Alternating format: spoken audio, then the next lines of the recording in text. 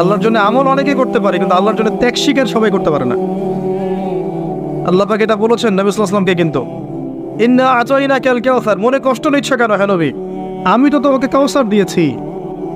তারা তোমাকে অনেক কিছু বলছে, তুমি এতে কষ্ট নিও না, আমি তোমাকে কাউসার দান করেছি, মহান মর্যাদা দিয়েছি। ফাসাল্লি লিরাব্বিকা ওয়ানহার, তুমি তোমার রবের জন্য সালাত পড়ো। ওয়ানহার মানে শুধু কুরবানি করো না, স্যাক্রিফাইস করো, ত্যাগ স্বীকার করতে থাকো। ইন্না শানিয়াকা হুয়াল আবতার, যারাই তোমার শত্রুতা করবে, হকের উপর তুমি আছো, যারাই তোমার শত্রুতা করবে, হুয়াল আবতার, লেজ কাটা হয়ে যাবে, ধুলোয় উড়ে যাবে ইনশাআল্লাহ। হকের উপর আপনি থাকেন, যারা আপনাকে প্রতিবন্ধকতা সৃষ্টি করার চেষ্টা করবে, আল্লাহ পাক স্বয়ং তাদেরকে ধুলো বানিয়ে উড়িয়ে দিবেন ইনশাআল্লাহ। এটাই আল্লাহর সুন্নাহ, যুগে যুগে এটাই হয়েছে। নূহ আলাইহিস সালাম, তিনি এবং তার অনুসারীরা আল্লাহ পাক বাঁচিয়েছেন না, তার বিরোধিতা যারা করেছেন তারা আছে, আল্লাহ ডুবিয়ে দিয়েছেন। আল্লাহ সুন্নাহ দেখেন। আদ জাতি, এই যে হুদ আলাইহিস সালাম, তার সঙ্গীদেরকে আল্লাহ পাক বাঁচিয়েছেন না, তার বিরোধিতাকারীদেরকে আল্লাহ পাক ঝড় দিয়ে উড়িয়ে দিয়েছেন। সামুদ জাতি, এই যে সালেহ আলাইহিস সালামের কওম, আল্লাহ পাক তাকে এবং তার অনুসারীদেরকে বাঁচিয়েছেন না, দুনিয়া আখিরাতে সম্মানিত করেছেন না, তার বিরোধিতাকারীদেরকে আল্লাহ পাক বজ্রপাত দিয়ে ধ্বংস করে দিয়েছে। ফিরআউন, এর পুরো সুপার পাওয়ার, একদম মিলিটারি পাওয়ার, আল্লাহ পাক একেবারে লোহিত সাগরে ডুবিয়ে দিয়েছেন না। আর মূসা আলাইহিস সালামকে আল্লাহ বিজয় দিয়েছেন। একই সুন্নাহ প্রত্যেক যুগে যুগে। ইব্রাহিম একা ছিলেন, আল্লাহ বলেছেন তুমি একাই একটা উম্মাহ। ইব্রাহিম, তুমি একাই একটা উম্মাহ। আল্লাহর কাছে হকপন্থীর দাম আছে, সংখ্যা গরিষ্ঠতার দাম নাই। হকের দাম আছে, সংখ্যা গরিষ্ঠতার দাম আল্লাহর কাছে নাই। আল্লাহ দেখবেন হক কোনটা। 1 কোটি মানুষ যদি বলে যে সুদ হালাল হালাল হালাল, কোশ্চিনকালে হালাল হয়ে যাবে না। একটা মানুষ দাঁড়িয়ে যদি বলে সুদ হারাম, হারামই থাকবে। এটাই আল্লাহর সুন্নাহ, এটাই হক। ওয়াকুল হাক্কু মির রাব্বিকুম, হক তোমার রবের পক্ষ থেকে আসে। ফামান শাআ ফালইউমিন, যার ইচ্ছা হয় ঈমান আনুক, ওয়ামান শাআ ফালইয়াকফুর, যার ইচ্ছা হয় অস্বীকার করুক। ইন্না আ'তাদনা লিয-যালিমিনা নারান, আমি জালেমদের জন্য নার, আগুন প্রস্তুত করে রেখেছি। আহাতা বিহিম সুরাদিকুহা, একেবারে ঘিরে ধরবে আগুন ওদেরকে। ওয়া ইস্তাগীথু মান ইউগাথু কালমুহলি ইয়াশবিল ওয়ুজুহ, এমন পানি দেওয়া হবে ওদেরকে, পানি চাইলে ওই সময়, যে পানি ঢালা মাত্রই সব দেহ ঝলসে যাবে, মুক্ত। নাউযুবিল্লাহ। তো আল্লাহ পাক হকের মানদণ্ড দিয়েছেন, আল্লাহর পক্ষ থেকে যা আসে। একই সুন্নাহ, ইব্রাহিমের সুন্নাহ সেম। তাকে আল্লাহ পাক বিজয় দিয়েছেন, নমরুদকে ধ্বংস করেছেন। আসেন, এই যে মুহাম্মদ সাল্লাল্লাহু আলাইহি ওয়াসাল্লামের যুগে আসেন, এই যে আবু লাহাব, আবু জাহেল, উতবা সাহেব আছে? কার অস্তিত্ব আছে? নাই। বদর কূপে লাশ পাওয়া গেছে, পাওয়া যায়নি। মুহাম্মদ সাল্লাল্লাহু আলাইহি ওয়াসাল্লাম এবং তার আদর্শ কিয়ামত পর্যন্ত টিকে থাকবে ইনশাআল্লাহ। এটাই রাসূলের সুন্নাহ, আল্লাহর সুন্নাহ, এগুলোই। অতএব আপনি হকের উপর থাকলে বিভিন্ন দিক থেকে বাধা পাবেন। এই সময়টাতে যদি আপনি সবর করতে পারেন, আল্লাহর পথে চলতে পারেন, ধৈর্য ধরতে পারেন, আল্লাহর জন্য সব সয়ে নিতে পারেন, ইনশাআল্লাহ দুনিয়াতে আল্লাহ সম্মানিত করবেন, পরকালে জান্নাতের টুকরা দান করবেন ইনশাআল্লাহ। আর পরকালের সাফল্যই চিরস্থায়ী।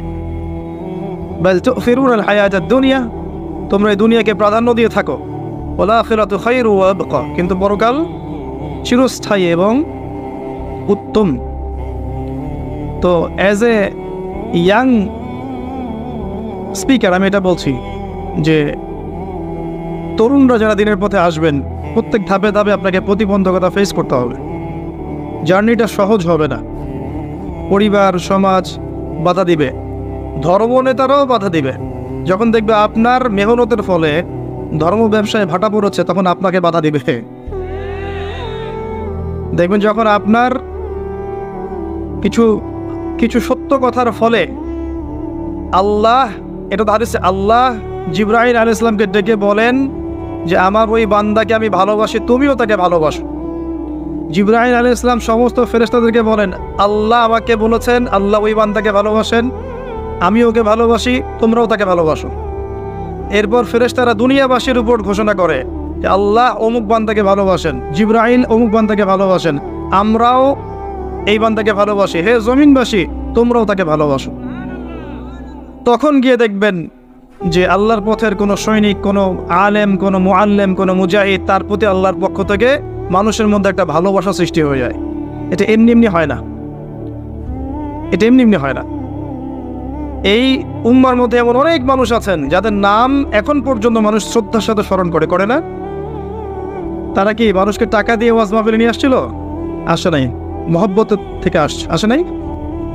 তা আপনি যখন এভাবে খেদমত করতে থাকবেন, সবার তো সয়ে যাবে না। কিছু মানুষের গাত্রদাহ হবে, কিছু মানুষের হিংসা হবে, ঈর্ষা হবে, কিছু মানুষের ধর্ম ব্যবসায় ভাটা পড়বে, কিছু মানুষের পরশ্রী কাতরতা রোগে ভুগবে, কিছু মানুষ ইন্টেনশনালি আপনাকে ডাউন করার চেষ্টা করবে। এবং ইসলামের বিরোধী শক্তিরা এই মানুষগুলোকে কাজে লাগাবে। ইসলামের বিরোধী শক্তিরা এই মানুষগুলোকে ওজ্জা বা দড়ি মনে করে কাজে লাগাবে। এটাই হচ্ছে সারা বিশ্বে চলে আসছে দীর্ঘদিন থেকে। এটাই এই পৃথিবীর সুন্নাহ। তবে যুবকদেরকে বলবো, হতাশ হবেন না, ভেঙে পড়বেন না, আল্লাহর পথে চলতে থাকবেন। আপনার জীবনের শেষ দিনটা যেন আল্লাহর পথে চলতে চলতেই শেষ হয়।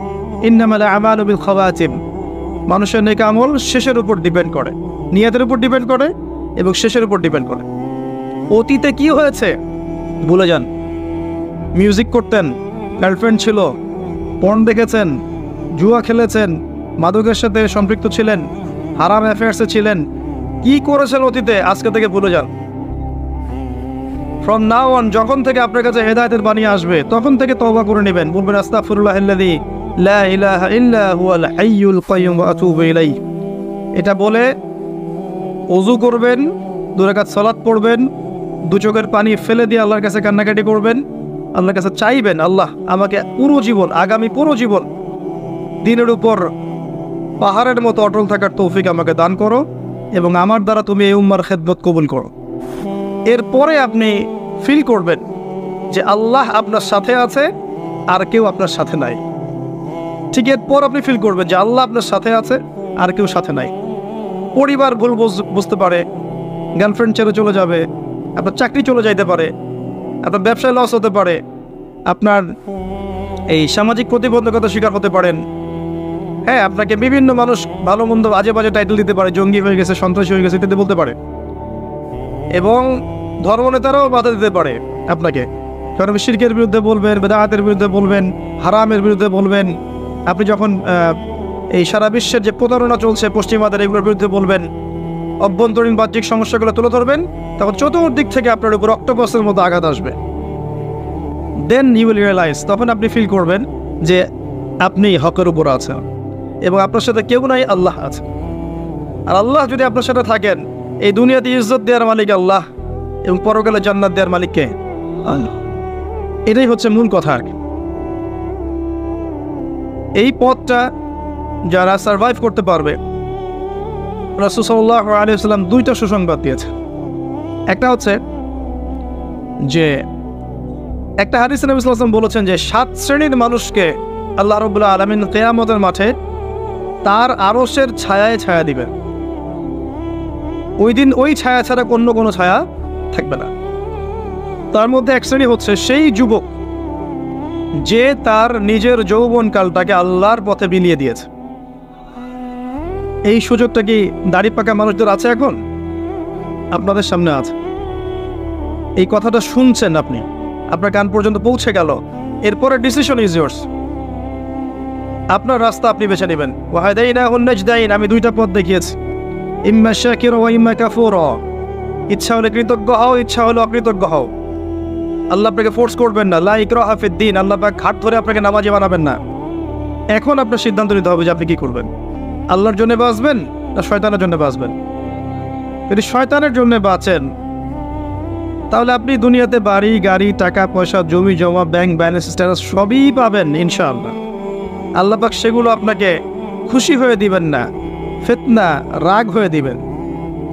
আর যদি আপনি আল্লাহর জন্য বাঁচেন তখনও আপনি বাড়ি পাবেন, গাড়ি পাবেন, নেকের স্ত্রী পাবেন, প্রশান্তি পাবেন, হেদায়েত পাবেন, কোরআন পাবেন, নূর পাবেন, সব কি সম্মানও পাবেন। এগুলো আল্লাহ পাক আপনাকে খুশি হয়ে দান করবে ইনশাআল্লাহ। কোনটা চাচ্ছেন, আল্লাহ সন্তুষ্টি না অসন্তুষ্টি? এখন প্রশ্ন হচ্ছে যে যারা আমরা তরুণ আছি, আমাদের ফিউচারটা কি, আমরা কিভাবে আগাতে পারি? প্রথমে বুঝতে হবে আপনাকে, ওই যে প্রথমে আলোচনা শুরু করলাম, এই যে বইটা আমার হাতে আছে, এই বইটা থাকার পরেও আমি বিশ্বকে ডিল করতে পারছি না। আপনাকে আগে বুঝতে হবে যে আপনি কোথায় আছেন। প্রথমে আপনাকে বুঝতে আপনি কোথায় আছেন। 1 নাম্বার, ধর্মতাত্ত্বিক দৃষ্টিকোণ থেকে দেখাচ্ছে আপনি এমন একটা জায়গায় আছেন যে মুসলিমদের মধ্যে শতদা বিভক্ত দল আছে, বিভিন্ন দল আপনাকে ফ্ল্যাগ নিয়ে ডাকছে, আমার কাছে আসো, জান্নাতে সার্টিফিকেট পাবা, এবং বলবে সবাই আমার ফর্ম পূরণ করো, এটা হক, জান্নাত আমার, তোমার লিজ লাগলে নিয়ে যাও। ভাবখানা এমন হবে। কেউ কেউ এমন বলবে যে আমরা চূড়ান্ত সহি, এর উপর কোনো সহি নাই। ওই সহির মধ্যেও দেখবেন আবার আরো 4-5টা দল। তখন আবার কি করবেন? সহি এ, সহি বি, সহি সি, সহি ডি, এরকম হবে। সবাই বলবে যে আমি হক। ওয়ালা তাকুনু মিনাল মুশরিকিন, মুশরিকদের অন্তর্ভুক্ত হয়েও না। আল্লাযীনা ফাররাকু দীনাহুম ওয়া কানু শিয়া, যারা তাদের দ্বীনকে ভেঙে টুকরা টুকরা করেছে। কুল্লু হিজবিন বিমা লাদাইহিম ফারিহুন, প্রত্যেক হিজব বা দল তাদের কাছে যা আছে এটা নিয়ে উৎফুল্ল থাকে। এই হচ্ছে বাস্তবতা। আল্লাহ পাক বলেছেন ওয়া'তাসিমু বিহাবলিল্লাহি জামিআন, একসাথে আল্লাহর রজ্জু শক্ত করে ধরে থাকো। ওয়ালা তাফাররাকু, বিভক্ত হয়ে যেও না। ওয়ালা তাফাররাকু, বিভক্ত হয়ে যেও না। বাল নাহনু ফাররাকনা, কিন্তু আমরা বিভক্ত হয়ে গেছি। আল্লাহ বলেছেন ওয়ালা তাফাররাকু, বিভক্ত হয়েও না, কিন্তু আমরা কি করেছি? বাল ফাররাকনা, আমরা বিভক্ত হবই। কি করবেন এখন? সহজ সলিউশন দিচ্ছি। যারা বিভক্ত তারা সবাই মুসলিম। এদের মধ্যে কিছু আছে স্পষ্ট শিরকি আকীদা আছে, স্পষ্ট কিছু বেদাতি আকীদা আছে। স্পষ্ট শিরক, স্পষ্ট বেদাত, স্পষ্ট কুফর ছেড়ে দেন, বাকিদের কথা চিন্তা করেন। এরা সবাই মুসলিম। এই প্রত্যেক মুসলিম কমিউনিটির ভালো জিনিসগুলো আপনি গ্রহণ করে নেন। প্রত্যেক মুসলিম কমিউনিটির ভালোটুকু আপনি নিয়ে নেন, খোলা মনে নেন। মৌমাছির মতো হন, জ্ঞান অর্জন করতে গিয়ে মৌমাছির মতো হন। ওই শুধু মাছির মতো হবেন না, যে শুধু নোংরার মধ্যেই বসে না। মৌমাছি যেখানে মধু সেখানে যাবে, তাই না? আপনিও সবার ভালোটুকু নেবেন, খারাপটুকু ছেড়ে দিবেন। সহজ না জিনিসটা? এবং সবাইকে ভাই মনে করবেন। ইসলাম বৈচিত্র্যময়, একই বিষয়ে একাধিক মাসআলা থাকতে পারে। আপনি একটা ফলো করলে বাকিদেরকে শ্রদ্ধা করতে শিখুন। ঠিক আছে, ওরও হয়তো দলিল আছে, আমার দলিলটা আমার কাছে বেশি স্ট্রং মনে হয়, আমি এটা পালন করছি। এর মানে এই না যে আমি সঠিক, ওই বাতিল, এমন মনে করবেন। পুরো উম্মাহকে একটা দেহ ভাবতে শেখো। শুধু আমাদের দেশের মুসলিমদের কথা বলছি না, যদি ইয়েমেনের কোনো মুসলিম বাচ্চাকে বোম মেরে হত্যা করা হয় আপনার মন যেন কাঁদে। যদি মিয়ানমারের কোনো মুসলিমকে মেরে হত্যা করা হয় আপনার মনটা যেন কাঁদে। অ্যাটলিস্ট প্যালেস্টাইনে যদি হত্যা করা হয় আপনার মনটা যেন কাঁদে। Iraq, Iran, Lebanon, Jordan, Syria, যে আফগানিস্তান, পাকিস্তান, সমস্ত জায়গায় মুসলিমদের কিন্তু হত্যা করা হয় অমুসলিমদের কর্তৃক। আপনার মনটা যেন কাঁদে যে আমাদের উপর জুলুম হচ্ছে। যদি মন না কাঁদে বুঝবেন মন মরে গেছে, নাই মন, কলব নাই, ডেড, প্যারালাইজড। প্যারালাইজ ঢুকে দেখেছেন? প্যারালাইজ ঢুকের একটা অঙ্গ বর্গ প্যারালাইসিস হয়ে গেছে। ওখানে আঘাত করলে কি ব্যথা পায়? কারণ আমাদের পুরো বডি প্যারালাইসিস হয়ে গেছে। এক জায়গায় আঘাত করলে আরেক জায়গায় আর ব্যথা লাগে না। তো নবীজি বলেছিলেন সাল্লাল্লাহু আলাইহি ওয়াসাল্লাম, এই উম্মাহ একটা দেহের মতো, যার একটা অংশে আঘাত পেলে অন্য অংশ কি হয়? ব্যথা অনুভব করে। এখন সেটা আমরা করি? খুব কম মানুষই করে। বরং খুশি হয়, বরং মিষ্টি বিতরণ করে, বরং মনে করে না ঠিকই হয়েছে, ওর সাথে হওয়া উচিত ছিল, এরকম মনে করে। তারা বুঝতে পারে না যে যা হয়েছে তাদের সাথে সেটা কাল তার সাথেও হবে। এটা সে বুঝতে পারে না, কারণ তার দৃষ্টি অন্ধ। তার বাহ্যিক চোখ আছে, ভেতরে কোনো চোখ নাই। ভেতরের চোখ দিয়ে দেখলে বুঝতে পারতো আজ যা আমার সাথে হয়েছে কাল আপনার সাথে হতে পারে। তাই এত আত্ম অহমিকায় প্রফুল্ল হবেন না, অন্যের কষ্ট দেখে খুশি হবেন না। কারণ যারা ইসলামের প্রকাশ্য শত্রু তারা কখনোই আপনাকে ওই মাযহাবি বা সংগঠন বা দল তরিকার এই মানদণ্ডে বিচার করবে না, ভৌগোলিকতা, জাতীয়তাবাদের মানদণ্ডে বিচার করবে না। তারা দেখবে আপনি লা ইলাহা ইল্লাল্লাহ কালিমা পড়েন কিনা, দ্যাটস অল। এটাই হচ্ছে সারা ওয়ার্ল্ডে, এটা আপনার বর্তমান অবস্থা। এরপরে আরও দেখেন, আপনার অবস্থাকে বুঝেন। আপনার যত মিডিয়া আছে দেখবেন, সমস্ত মিডিয়ার ম্যাক্সিমাম 99% দেখবেন আজকে অন্যদের হাতে, পশ্চিমাদের হাতে। এবং যখন তাদের হাতে, তখন দেখবেন আপনি দিনকে রাত বানানো সম্ভব, রাতকে দিন বানানো সম্ভব। সত্য মিথ্যা হয়ে যাবে, মিথ্যা সত্য হয়ে যাবে। পৃথিবীর সবচেয়ে জালেম তাকে উপস্থাপন করা হবে এবং নোবেল প্রাইজ দেওয়া হবে। যে সভ্যতা বিগত 100 বছরে পৃথিবীতে প্রায় কয়েক কোটি মানুষ হত্যা করেছে, এদেরকে বলা হবে মানবতা প্রেমী। আর যখনই দেখবেন অল্প কিছু মুসলিম, এই প্যালেস্টাইনের কথাই বলছে, অল্প কিছু মুসলিম ইহুদির আগ্রাসন চালাচ্ছে, এদের হাতে কিছুই নাই, এরা সামান্য কিছু নিয়ে প্রতিহত করার চেষ্টা করছে, ওরা বলবে যে এরা হচ্ছে মৌলবাদী, সন্ত্রাসী। এই বিষয়গুলো খেয়াল রাখবেন। কোথায় আছেন আপনি? যখন এই বিষয়গুলো তাদের হাতে, তখন আপনি দিনকে রাত বানাতে পারেন, রাতকে দিন বানাতে পারেন। ন্যায় অন্যায় হয়ে যাবে, অন্যায় ন্যায় হয়ে যাবে, আপনি কিছু করতে পারবেন না। কারণ আমাদের মুসলিমদের স্বতন্ত্র আসলে খুব একটা মিডিয়া নাই যেখানে সত্য বিষয়গুলো প্রচার করতে পারবেন। এখন ইউটিউব, ফেসবুকিং হয়েছে, আপনারা প্রচার করছেন, কিন্তু এখানেও অনেক ফিতনা আছে। কারণ এই প্ল্যাটফর্মগুলো হচ্ছে ইহুদি খ্রিস্টানদের, এই প্ল্যাটফর্মগুলো ইহুদি খ্রিস্টানদের প্ল্যাটফর্ম। এখানে আমরা যারা নেমেছি, আমরা নিজেরা আসলে নিজের পায়ে কুড়াল মেরেছি, জানেন। একটা লেকচার দেওয়া হবে, দেখবেন লেকচারের একটা অংশ কাট করে এমন সামলাইন দিয়ে দিবে যে আপনি শেষ, অথচ ওর সাথে আপনার বিন্দুমাত্র সম্পর্ক নাই, ঠিক আছে। আর এই কাজগুলো ইন্টেনশনালি অনেকে করতে পারে, খুব সহজ। এখানে মানুষকে বিতর্কিত করা খুব সহজ। ইমাম আবু হানিফা রাহিমাহুল্লাহকে যদি এখন বসাই দিতে পারতেন এবং এরকম 10টা 20টা 50টা মাহফিল করাতে পারতেন, ইউটিউবে ছড়াতেন, দেখতেন যারা বিতর্কিত করতে চাইবে তার কথা ধরেও বিতর্কিত করতে পারবে না।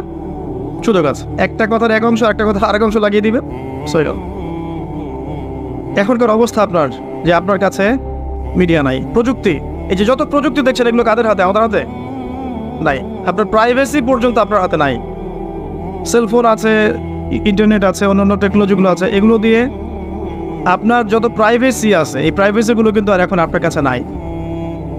সব কিছুই মনিটর করা সম্ভব। আর মনিটর করার প্রয়োজন নাই, কারণ ব্রেনটাকে এমনভাবে ওয়াশ করে দিয়েছে পশ্চিমারা যে আপনি যা করবেন নিজেই সেটা ছবি তুলে ফেসবুকে দিয়ে দিবেন। আপনাকে মাইন্ড প্রোগ্রামিং করা হয়েছে, কথা বুঝতে পারছেন না? আপনি যা করবেন নিজেই ছবি তুলে ফেসবুকে দিয়ে দিবেন। আপনার মাথাটাকে এমন ধাঁচে নিয়ে আসা হয়েছে, ওয়াইফের সাথে শুয়ে আছেন, ছবি দিয়ে দিলেন, ওয়াইফের সাথে ঘুরছেন, ছবি দিয়ে দিলেন, গার্লফ্রেন্ডের সাথে কোলে শুয়ে আছেন, ছবি দিয়ে দিলেন। আপনি বুঝতে পারছেন এখন প্রাইভেট লাইফ কোনটা, পাবলিক লাইফ কোনটা। এই কমন সেন্সটা হারিয়ে ফেলেছেন এই অনলাইন ইউজ করতে করতে। এটা আপনার মাথাটাকে প্রোগ্রামিং করা হয়েছে, হিপনোটাইজের মতো প্রোগ্রামিং করা হয়েছে। মনিটর করতে হবে না, আপনি নিজেই বলে দিবেন কি করছেন না করছেন, কোথায় যাচ্ছেন। আজকে এই যে কফি খাইলাম, দেখবেন আপনি লিখছেন আজকে কাপড় ধুইলাম, ফেসবুক খুলে দেখবেন আজকে আমি অমুকের সাথে বসে চা খাইছি, রাস্তায় যাচ্ছিলাম 10 টাকা দান করার সুযোগ পেয়েছি, দিয়ে দিয়েছে ছবি, সব নিজেই বলে দেবে কি করছে সারাদিন। মানে এটা কি মানে প্রাইভেট লাইফটাকে পাবলিক করে দেওয়া হলো না? আমরা এই সেন্সটা হারিয়ে ফেলেছি, প্রযুক্তি আমাদের হাতে নাই। আপনি যদি দেখেন এডুকেশন সিস্টেম, এই সিস্টেমটাও এর মধ্যে অনেক সমস্যা আছে। কীরকম? আপনি জেনারেল লাইনে পড়লে আপনি এদিকে পড়তে থাকবেন 10 বছর 20 বছর 30 বছর, দেখবেন যে আপনি ইসলামের বেসিক অনেক জিনিস শিখতে পারেন নাই, তাই না? এমনকি দেখবেন আপনি হয়তো বিশুদ্ধ করে কোরআন তেলাওয়াত করা, 100টা হাদিস মুখস্থ করা, কোনটা ফরজ কোনটা ওয়াজিব সুন্নত মুস্তাহাব, অনেক বিষয় আপনি বুঝতে পারবেন না, পড়াশোনা করার সুযোগ পান নাই। এমন নয় সিলেবাসের মধ্যে নাই, সিলেবাসের মধ্যে আছে, কিন্তু আপনি পড়ার তৌফিক পাচ্ছেন না। ধর্ম বই আছে না স্কুলে, কলেজে আছে না, কিন্তু আপনি দেখবেন পড়ছেন না, আপনি অন্যদিকে বেশি ফোকাস করছেন, তাই না? মাদ্রাসায় যান, এখানে আপনি পড়ছেন মাশাআল্লাহ, দাওরা ফারেক করছেন, কিন্তু দেখবেন বাস্তবিক অর্থে আপনি ইংরেজিতে পিছিয়ে থাকছেন, সায়েন্সে পিছিয়ে থাকছেন, আইসিটিতে পিছিয়ে থাকছেন, ইকোনমিক্স বুঝছেন না, ফিলোসফি পলিটিক্যাল সায়েন্স বুঝতে পারছেন না। তখন দেখা যায় একজন দাওরা ফারেক ছেলে যখন মিম্বরে দাঁড়ায়, মিম্বরে বসে খুতবা দেয়, তার মধ্যে জ্ঞান আছে মাশাআল্লাহ, জ্ঞানের কোনো কমতি নাই, কিন্তু জেনারেল এই সাবজেক্টগুলো জ্ঞান না থাকার কারণে, যেহেতু সমাজের বেশিরভাগ মানুষ জেনারেল এডুকেটেড, তারা ওই মানুষটাকে সঠিকভাবে গ্রহণ করতে পারছে না, তাই না? কিন্তু সে যদি জেনারেল সাবজেক্টগুলো পড়তো, তাহলে এই মিম্বর থেকে সে এমন কথা বলতে পারতো যে ইনশাআল্লাহ ওই যে বললাম কোরআন হাতে নিয়ে সে বিশ্বকে চ্যালেঞ্জ করতে পারতো। এটা হচ্ছে না, সিলেবাসের পরিবর্তন দরকার ছিল, হয়ে ওঠে নাই। জানি না এগুলো বলেই বা কি লাভ, আগামী তো হবে কিনা কখনো। তবে আমার আশা এবং ইচ্ছা যে আমরা যেটা পাই নাই বা এখনো পাচ্ছি না, আমাদের পরবর্তী প্রজন্ম, আমাদের এই ছেলেমেয়েরা যারা বিয়ে শাদী করেছেন, বাচ্চা কাচ্চা হয়েছে, এদেরকে এই সিলেবাস দেওয়ার চেষ্টা করেন। দেখবেন ইনশাআল্লাহ ওরা কোরআন সুন্নাহকে হাতে নিয়ে বিশ্বকে চ্যালেঞ্জ করতে পারবে ইনশাআল্লাহ। আরও প্রবলেম আছে। এবার মনে করেন জেনারেল লাইনের মানুষেরা হেদায়েত পেয়ে ইসলামের দিকে এসেছে, মনে করেন এখন এই ছেলে কি করবে, কি পড়াশোনা করবে, কোন বই পড়বে, কি সিলেবাসে পড়বে, কোনো ঠিক নাই। সে বিক্ষিপ্ত, একবার এখানে যাচ্ছে, একবার ওখানে যাচ্ছে, একবার ওখানে যাচ্ছে, ইউটিউবে লেকচার শুনে একটা হাদিস পড়ে এলোমেলো পড়াশোনা করছে, তার পড়াশোনা কিন্তু কনস্ট্রাকটিভ না। এখন আমাকে উত্তর দেন, যারা আলেম ওলামা আছেন উত্তর দেন, এই হিউজ জেনারেল লাইনে যারা পড়া মানুষ হেদায়েত প্রাপ্ত হয়ে ইসলামের দিকে এসেছে, আবেগ আছে, তওবা করেছে, আল্লাহর পথে চলার চেষ্টা করছে, এদেরকে এডুকেটেড করার জন্য কি পদক্ষেপ গ্রহণ করেছে বলেন? এদেরকে কি আলেম বানানো যাবে না? সম্ভব না? ওদের মাথায় কিচ্ছু নাই? কোনো কোনো ক্ষেত্রে তো ওরা অনেক কিছু আপনাদের চেয়ে ভালো বোঝে। হ্যাঁ, জিও পলিটিক্স ওরা ভালো বোঝে, ইকোনমিক্স ওরা ভালো বোঝে, ইংরেজি ওরা ভালো বোঝে, আইসিটি ওরা ভালো বোঝে। এখন এদেরকে কি করবেন? এরা কি সমাজের আবর্জনা হয়ে থাকবে? কয়টা প্রতিষ্ঠান আছে যেখানে এই বিশাল সংখ্যক জেনারেল মানুষদেরকে নিয়ে 5 বছর, 6 বছর, 10 বছর, আচ্ছা 10 বছর গেলাম না, 2 বছর, 3 বছর, 4 বছর, 5 বছর এরকম মেয়াদি কোর্স লঞ্চ করা যেত না, যার মধ্য দিয়ে তারা মৌলানা হয়ে বের হতো? সম্ভব ছিল না? কয়টা মাদ্রাসা এটা আছে? ইনিশিয়াল পদক্ষেপগুলো নিচ্ছেন না, কিন্তু সমালোচনা করার সময় ঠিকই করছেন। ওই ছেলেটা কিভাবে দিন শিখবে যদি আপনি সহযোগিতা না করেন, এরকম প্রতিষ্ঠান না গড়ে তোলেন, কোর্স লঞ্চ না করেন, এরকম মাওলানা কোর্সগুলো লঞ্চ না করেন? তাহলে ও কি আলেম হওয়ার অধিকার রাখে না? নাকি কোরআন সুন্নাহ শুধু আলেমদের জন্য, জেনারেলদের জন্য নয়? কি এই সমস্যাগুলো তুলে ধরাটা কি আমার অপরাধ? আল্লাহ বোঝার তৌফিক দান করে। এখন এই জেনারেল মানুষটা কি হবে জানেন? যেহেতু আপনি কনস্ট্রাকটিভ কোনো ডাইরেকশন দিচ্ছেন না, এই জন্য যারা উগ্রবাদী দর্শনে বিশ্বাস করে, জেনারেল একটা ভাইকে ডাকবে, জিহাদের 4-5টা আয়াত শোনাবে, এর মাথাটাকে ওয়াশ করে দিয়ে দিবে। বুঝতে পারছেন কথা? একজন বেদাতীয়কে ডাকবে, বেদাতের যে আয়াতগুলো আছে এগুলো পড়ে পড়ে পড়ে ওর মাথাটা ওয়াশ করে দিবে, ও দেখবেন ওই পথে চলে গেছে। ওকে যে কোনো দিকে তখন মোটিভেটেড করা সম্ভব, কারণ ওকে আপনি কনস্ট্রাকটিভ সিলেবাসে পড়াশোনা করাতে পারেন নাই। ব্যর্থতা কার? আমার। আল্লাহ বোঝার তৌফিক দান করে। আরো সাজেশন দিচ্ছি, শোনেন।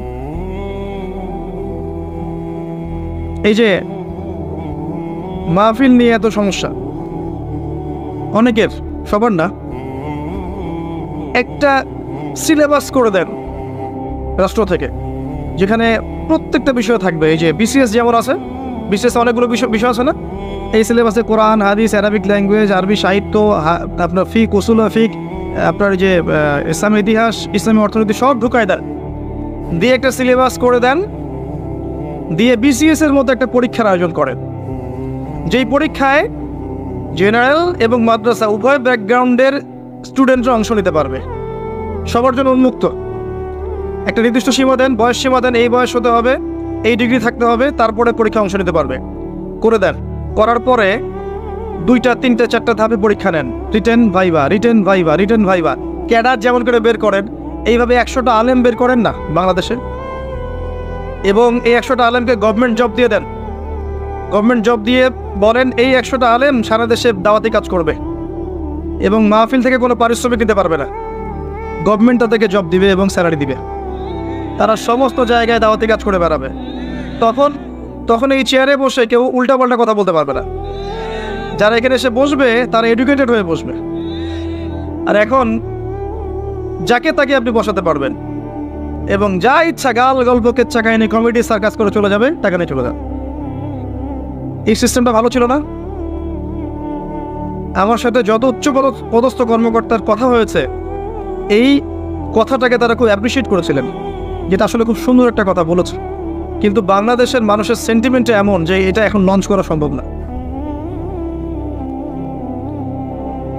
যদি আপনি এরকম 100টা মুসলিম ক্যাডার বের করতে পারতেন, দাঈ ইলাল্লাহ, যাদেরকে দিয়ে আপনি সারা দেশে এবং দেশের বাইরেও দাওয়াতি কাজ করাবেন, তাহলে একই কথা, একই ভাষায় সবাই কথা বলতো, এবং বিভক্তি ছড়াতো না, ইখতিলাফ ছড়াতো না, সুন্দর হতো, জিনিসগুলো ব্যালেন্সড হতো। এটা মাদ্রাসা জেনারেল সবার জন্য উন্মুক্ত করে দিতেন, তারপর দেখতাম যে আসলে কে কত ভালো করতে পারে, তারপরে আসেন। এবং এখানে ইসলামিক সাবজেক্টের সাথে অন্য সাবজেক্টও থাকবে, ভূগোল থাকবে, জিওপলিটিক্স থাকবে, ইকোনমিক্স থাকবে, ইংরেজি থাকবে, সব থাকবে। এরপরে আসেন পরীক্ষা দিতে, দেখি কার জ্ঞানের দূর কত দূর। শুধু ডিগ্রি সার্টিফিকেট দিয়ে নয়, আর শুধু এই চিরায়ত একটা ট্রেডিশন আছে যে আমি অনেক বড় আলেম, আমি অনেক কিছু জানি, এই বিষয়গুলোকে দিয়ে নয়। আর বাস্তবতায় পরীক্ষা নিরীক্ষা পর্যবেক্ষণের মধ্যে দিয়ে আসেন, তারপর দেখা যাবে যে সত্যিকার অর্থে যোগ্যতা কারা রাখে কারা রাখে না। দেখবেন তখন এমন অনেক মানুষ উঠে আসবেন যারা ইসলামিক নৈতিকতা প্রাপ্ত এবং জেনারেল ব্যাকগ্রাউন্ড থেকে উঠে আসছে। মাশাআল্লাহ। তা আমি একটা কথা বলতে গিয়ে এদিকে আসলাম যে জেনারেল ভাইরা যারা উঠে আসছেন তাদের পড়াশোনা করার খুব একটা ক্ষেত্র নাই কনস্ট্রাকটিভ। তাই আমার পরামর্শ হচ্ছে আপনারা মাদ্রাসায় ওস্তাদদের সহবতে যান, যেভাবে প্রাইভেট পড়েন সেভাবে একটা একটা করে বই মাদ্রাসার টিচারদের কাছে পড়তে থাকেন। মিজান থেকে শুরু করেন, মন সাহেব পড়েন, নাহু পড়েন, হেদায়েতুন নাহু পড়েন, আস্তে আস্তে করে উঠতে থাকেন। হাদিসের কিতাবগুলো পর্যন্ত যান, দেখবেন একটা লেভেলে গেলে আপনি কিন্তু গবেষণা করতে পারবেন ইনশাআল্লাহ। এছাড়া আমি দেখছি না অন্য কোনো অপশন আপনার সামনে। কিছু করতে চান জ্ঞান দিয়ে, আর কোনো অপশন আমার জানা নাই। তবে ওই যে বললাম, আপনার পরবর্তী জেনারেশন, আপনার সন্তান, আপনার ছেলে মেয়েদের জন্য এমন প্রতিষ্ঠান গড়ে তোলেন যেখানে এমন সিলেবাস থাকবে যে ওরা প্রতিটা বিষয় সম্পর্কে জ্ঞান অর্জন, জেনারেল লাইনেও পড়বে, হাফেজও হবে, কোরআন তাফসিরও করতে পারবে, অ্যারাবিক ল্যাঙ্গুয়েজও জানবে। ইনশাল্লাহ দেখবেন ও পরবর্তীতে এমন একজন আলেম হবে যাকে দেখলে মানুষ বলবে না যে মোল্লার দৌড় মসজিদ পর্যন্ত, এটা বলবে না, বলার সাহসই পাবে না ইনশাআল্লাহ তাআলা। যুবক ভাইদের প্রতি ফার্স্ট নসিহত হচ্ছে এই জিনিসটা, এডুকেটেড হন, পড়াশোনা করেন, আপনার অবস্থানটা বোঝেন। ধর্মতাত্ত্বিক ক্ষেত্রে এই অবস্থায় আছি, আপনার পড়াশোনার ক্ষেত্রে এই অবস্থায় আছি, মিডিয়ার ক্ষেত্রে এই অবস্থায়। সংস্কৃতিতে আসেন, ওয়ার্ল্ড ওয়াইড সংস্কৃতিতে কোন জায়গায় আছেন আপনি? এই যে আপনার এই যে আপনার পর্নোগ্রাফি, আপনার এই যে মাদক, আপনার এই যে পাবজি বা আপনার টিকটক, আপনার এই যে যত কিছু আছে এখন, ফ্রি ফায়ার, আপনার যে ক্যাসিনো, ফ্রি মিক্সিং, হারাম গার্লফ্রেন্ড বয়ফ্রেন্ড অ্যাফেয়ার্স, এই যে বিষয়গুলো চলছে এখন, এই বিষয়গুলো কি মুসলিমরা তৈরি করেছে? এই জিনিসগুলো কোন সভ্যতা থেকে এখানে আসলো বলেন দেখি? প্রত্যেকটাই কিন্তু ওদিক থেকে এসেছে। ওরা এগুলো দিয়ে কী করেছে? যুবকদের ইমানটাকে নষ্ট করে দিয়েছে। স্পেশালি মুসলিম যুবকদেরকে টার্গেট করেছে, কারণ যুবকরা যদি ইমানদার হয় ওদের বিরুদ্ধে দাঁড়াতে পারবে না। যুবকরা যদি ইমানদার না হয় তাহলে দাঁড়াতে পারবে না। ইমানদার না করানোর জন্যে এই যে আপনাকে মেয়ে সহজলভ্য করে দেওয়া হয়েছে, পর্ন সহজলভ্য করে দেওয়া হয়েছে, আপনার মেগাবাইট আপনি নিচ্ছেন আর রাত্রেবেলা দেখছেন, ঠিক আছে? আপনার মাদক সহজ করে দেওয়া হয়েছে, ফ্রি মিক্সিং, চাইলে আপনি মেয়েদের সাথে কথাবার্তা বলতে পারেন, জেনা করতে পারেন, এমনকি পতিতালয়ে যেতে পারেন, মাদক খেতে পারেন। এগুলো আপনাদের সহজ করে দেওয়া হয়েছে। কি কারণ? একটাই কারণ, আপনার কলবের নূর, ইমান নষ্ট করে দেওয়া। বেঈমান যুব সমাজ কখনো আল্লাহর পথে কাজ করতে পারবে না। এই একটা কারণে এই কাজটা করা হয়েছে। আর এদিকে এই হ্যামিলনের বাসিওয়ালাদের পিছনে ঝুঁকে পড়েছে বেশিরভাগ জেনারেল লাইনের ছাত্ররাই। মাদ্রাসার ছাত্ররা এই ধার কাছে খুব কম যায়, কিন্তু এখন তাদের মধ্যেও ফিতনা ঢুকেছে, কারণ ফোন তো সবার হাতে হাতে, এই কারণে ফিতনা ঢুকেছে। এবং এই ফোনের সংস্কৃতিটা আমাদেরকে ঠান্ডা মাথায় চিন্তা করার সময় দিচ্ছে না। খেয়াল করেছেন? অলওয়েজ বিজি, ঠান্ডা মাথায় একটা চিন্তা করবে, সময় নাই। তো এই বিষয়গুলো খেয়াল রাখবেন। আরেকটা বিষয় বলবো যে জিওপলিটিক্যাল একটা বিষয় বলবেন। পুরো বিশ্বের নিয়ন্ত্রণ আপনার মিডিয়ার, প্রযুক্তির, অস্ত্রশস্ত্রের, পারমাণবিক অস্ত্রের, পলিটিক্সের, ইকোনমিক্সের নিয়ন্ত্রণ কিন্তু নিয়ে নিয়েছে প্রশ্ন বাড়াই। এদের আন্ডারে এখন আমরা আসলে অসহায়ের মতো পড়ে আছি বিগত 100 বছর থেকে। এই জায়গায় আরেকটা বড় ইস্যু হচ্ছে ইকোনমিক ইস্যু, কারণ ইকোনমি তারা নিয়ন্ত্রণ করেছে সুদের মধ্য দিয়ে ইকোনমি নিয়ন্ত্রণ করেছে, এবং আপনার রক্তগুলো চুষে খেয়েছে ওরা। আমি এটা নিয়ে আলাদা একটা লেকচার বা খুতবা দিব ইনশাআল্লাহ, ইসলামিক ইকোনমিক্সের, ওই দিন ডিটেলস বলবো ইনশাআল্লাহ। এতটুকু শোনেন, রিবা মার্কেটটাকে ব্লক করে ফেলে, ধনী হতে থাকে, গরিব হতে থাকে। এখানে আপনি সাম্য পাবেন না। এই কারণেই দেখবেন বিশ্বের একটা অংশ দিন দিন ধনী হয়েছে আর বাকি অংশগুলো গরিব হচ্ছে। এরপরেও আছে বোগাস কিছু মনিটরি সিস্টেম, যার মধ্য দিয়ে সম্পদের মান কমিয়ে দেওয়া হয়েছে। আপনার কাছে মনে হচ্ছে আপনি অনেক কিছুর মালিক, কিন্তু আদতে আপনি সম্পদ হারাচ্ছেন। পরে বুঝবেন ইনশাআল্লাহ। এই অবস্থায়, এই আপনার চতুর্দিক থেকে এই ফিতনাময় অবস্থায় একজন যুবক যদি ইসলামের জন্য কিছু করতে চায়, বা একজন যুবতী করতে চায়, একটা কমিউনিটি করতে চায়, কিভাবে করবেন? ওই বারবার যে কথা বলে আসছে আবার সে কথাই বলছে। প্রথমত এডুকেটেড হতে হবে, পড়াশোনা করতে হবে। দ্বিতীয়ত আপনার নূর আর বাসিরা লাগবে, শুধু বাহ্যিক চোখ দিয়ে দেখলে হবে না, কলবের চোখ লাগবে। আর কলবের চোখ জিন্দা করতে হলে আপনাকে আল্লাহর স্মরণ বেশি বেশি করতে হবে, নামাজ বেশি বেশি পড়তে হবে, জিকির বেশি বেশি করতে হবে, তেলাওয়াত বেশি বেশি করতে হবে, মউতকে স্মরণ করতে হবে, অহংকার, হিংসা, বিদ্বেষ, বিপদ, তহমত ছেড়ে দিতে হবে। তারপরে হৃদয়টা দেখবেন পরিশুদ্ধ হচ্ছে, আপনি আল্লাহর চোখ দিয়ে দেখবেন ইনশাআল্লাহ তখন। এরপরে তাসকি, আত্মশুদ্ধি। আপনার জীবনের যত পাপ এগুলোকে ঝেড়ে ফেলেন, পাপের হিসেব করেন কোথায় কোন কোন পাপ করেছেন। প্রতিটা পাপের জন্য যেগুলো মনে পড়বে আপনার যে ওই পাপ করেছে ওইখানে, ওই পাপ করেছে ওইখানে, আপনি প্রতিটা পাপের জন্য আল্লাহর কাছে তওবা করতে থাকেন বেশি বেশি। যখন দেখবেন আপনার পাপ মনে পড়ছে না, পাপগুলো মনে পড়ছে না, বুঝে নেবেন হয়তো বা আল্লাহ পাক আপনার সব পাপ আমলনামা থেকে মুছে দিয়েছে, এই কারণে হয়তো মনে পড়ছে না, হতে পারে। বেশি বেশি ইস্তেগফার করেন। এরপরে আপনি হালাল রিজিক খোঁজেন, হারামে যায়েন না। ছোট্ট ব্যবসা করেন, চাকরি করেন, কিন্তু হালাল খোঁজেন, হারামে যায়েন, সুদে যায়েন না, ঘুষে যায়েন না, আপনি যে দুর্নীতিতে যায় না, প্রতারণা যায় না। ব্যবসা করবেন নবীর পদ্ধতিতে করেন, চাকরি করলে তার পদ্ধতিতে করেন, হালালে থাকেন। হালাল রিজিকের ব্যবস্থা হয়ে গেলেই আপনি ভবিষ্যতের জন্য কিছু সম্পদ জমানোর চেষ্টা করেন। আর সম্পদ জমানোর ক্ষেত্রে সতর্ক থাকবেন, এমন কোনো ক্ষেত্রে সম্পদ জমায়েন না যেটা সাস্টেইনেবল না। কঠিন শব্দ বলেছে, মানে যেগুলোর ইন্ট্রিনসিক ভ্যালু নাই, অন্তর্নিহিত মান নাই। মানে ধরেন আপনি জমি কিনেছেন, ফর এক্সাম্পল, জমি কি থাকবে নাকি থাকবে না? থাকবে না। জমির দাম কি বাড়বে না কমবে? এটা বুঝতে পারছেন, এটা সাস্টেইনেবল অ্যাসেট, ঠিক আছে? মনে করেন আপনি আপনার ওয়াইফের জন্য কয়েক ভরি সোনা কিনেছেন, কথার কথা, এর দাম কমবে না বাড়বে? আপনি আপনার ওয়াইফের জন্য কিছু রূপা কিনেছেন, সম্পদের মান কমবে না বাড়বে? এমন কিছু যদি রেখে দেন যেটার মান কমে যায়, তাহলে আপনি সম্পদ হারাবেন। তো অর্থ জমানোর ক্ষেত্রে আপনি এটা খেয়াল রাখবেন। আর কি করবেন? আদর্শ পরিবার করবেন। বারবার বলে একটা নেককার মেয়েকে আল্লাহর কাছে চেয়ে নেন, সেজদায় পড়ে আদর্শ পরিবার গড়েন। বাচ্চা কাচ্চা এদেরকে ইসলামিক তরবিয়তে মানুষ করেন, পরিবারে তাওহীদ রাখেন, সুন্নত রাখেন, হালাল রিজিক রাখেন, বেদাত শিরক এগুলো দূর করে দেন। পরিবারের মধ্যে আপনি তালিম করেন, চর্চা করেন, কোরআন হাদিস পড়েন, ইসলামিক সংস্কৃতি রাখেন, পরিবারকে সময় দেন, আপনার ওয়াইফকে সময় দেন, বাচ্চাকে সময় দেন, এবং তাদেরকে আপনার আদর্শে গড়ে তোলেন ইনশাআল্লাহ। যখন দেখবেন এই ছোট্ট পরিবারটা, এই যে কয়দিন আমরা দুনিয়াতে আছি, এই পরিবারটা আপনার কাছে মনে হবে জান্নাতের টুকরা। কারণ দুনিয়া তো শান্তির জায়গা নয়, শান্তির জায়গা, কিন্তু দেখবেন পরিবার যদি আদর্শ হয়, মনে হবে যে হ্যাঁ আপনি শান্তিতে আছেন দুনিয়াতে। আর পরিবার যদি ভেজাল হয়, ওই যে জিন্স পরা আর গেঞ্জি পরা মেয়ে বিয়ে করেন, তাহলে আপনার দুনিয়া জাহান্নাম হয়ে যাবে, নাউজুবিল্লাহ। তো এই জায়গায় কাজ করেন। আরেকটা বিষয় বলে শেষ করছি, যে আপনাদেরকে আল্লাহ পাক প্রতিভা দিয়েছেন সবাইকে কিছু না কিছু। এই প্রতিভাগুলোকে আপনি আল্লাহর পথে কাজে লাগান। আপনি হয়তো বলতে পারেন বা লিখতে পারেন, বা আপনি এক অর্থ আছে, আপনি মসজিদ করতে পারবেন, মাদ্রাসা করতে পারবেন, আপনি এতিমদের প্রজেক্ট করতে পারেন, বিধবাদেরকে নিয়ে কাজ করতে পারেন। মানে যেখানেই উম্মার কল্যাণ আছে, বই ছাপানো হোক, প্রকাশনা সংস্থা হোক, অনলাইনে হোক, অফলাইনে হোক, যাতে দিনের একটু উপকার হবে, দিনটা একটু এগিয়ে যাবে, ওই দিকে আপনি আপনার সময়, শ্রম, মেধা এগুলোকে ব্যয় করেন। এই পরিপূর্ণ দিন বাদ দিয়ে অন্য দিন যদি কেউ তালাশ করে, কবুল করা হবে কিনা, একটা বড় প্রশ্ন কিনা? উত্তর আল্লাহ পাক দিচ্ছে সূরা আলে ইমরানে গিয়ে 85 নম্বর আয়াতে। আল্লাহ পাক বলছেন, ওয়া মা ইয়াবতাগি গায়রাল ইসলামি দীনান ফালা ইউকবাল মিন। কেউ যদি ইসলাম নামক এই পরিপূর্ণ জীবন ব্যবস্থাকে বাদ দিয়ে অন্য কোনো দিন তালাশ করে, অন্য কোনো কোড অফ লাইফ তালাশ করে, ফালা ইউকবাল মিন, তার কাছ থেকে কোনো ফরজ নফল কোনো আমলই কবুল করা হবে, কবুল করা হবে। আচ্ছা, তারপরে আল্লাহ পাক বলছেন, ইন্না দীনা ইনদাল্লাহিল ইসলাম, এই সূরার 19 নম্বর আয়াতে। আমার কাছে আল্লাহ পাক বলছেন, নিশ্চয় আল্লাহর কাছে একমাত্র গ্রহণযোগ্য দিনের নাম কি? ইসলাম। ইসলাম একমাত্র দিন, সেটা আবার পরিপূর্ণ।